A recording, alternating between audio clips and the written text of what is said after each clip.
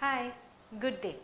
This video will be all about creating an effective email which rests on how well you structure the body of the mail.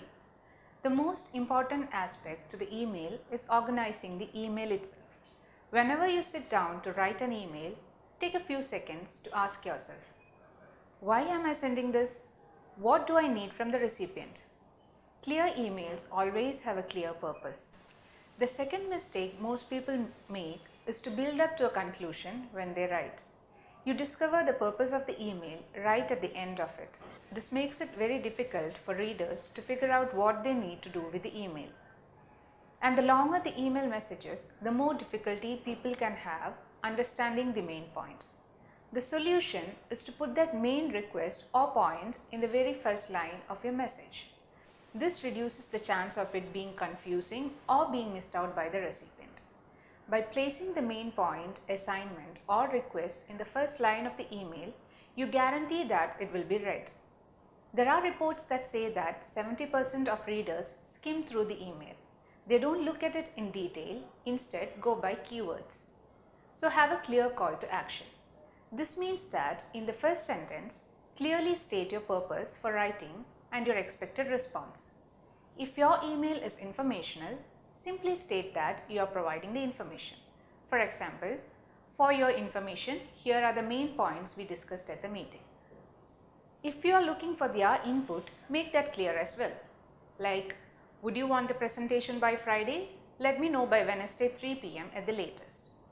I would also suggest that you repeat the expected response as a separate item at the end of the email. After the main point, you can move on to adding additional points needed for the meeting. Make only one point in each paragraph. Your sentences should be short and to the point. It makes your message more readable. Long and badly structured sentences confuse the reader.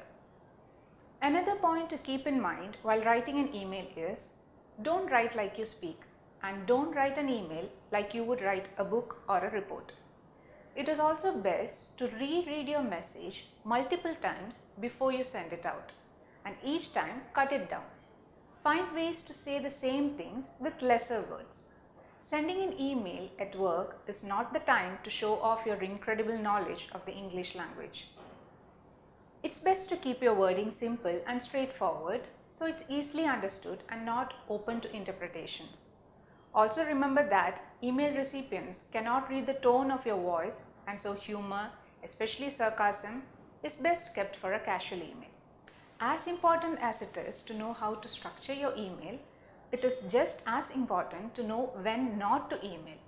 There are much better communication methods if 1. You need a quick response, 2.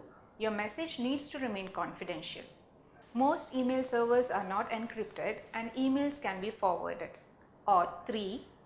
You find yourself struggling to write about bad news. Instead of email, make a phone call or try to speak in person. After your conversation, you can send an email to the person you called just to document the conversation. Hope this session was helpful.